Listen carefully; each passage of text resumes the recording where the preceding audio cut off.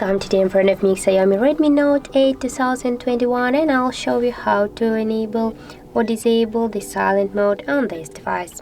So first you should go to the settings application and then scroll down to the sounds and vibration.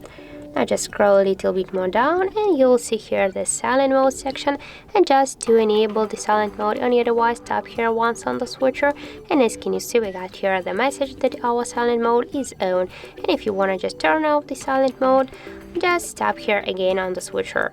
And also we got the second way how we can do that. Just here on your ringtone bottom panel you can swipe to the left, and as can you see, we just got the activated the silent mode. And also the third way how you can do that, here on the right side of your device you get the volume buttons.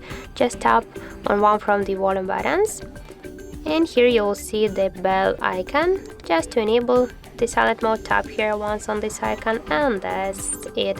And if you want to turn off again the silent mode, just tap here again on the bell icon, and that's how it looks. So if you find this video helpful, remember to leave a like, comment and subscribe our channel.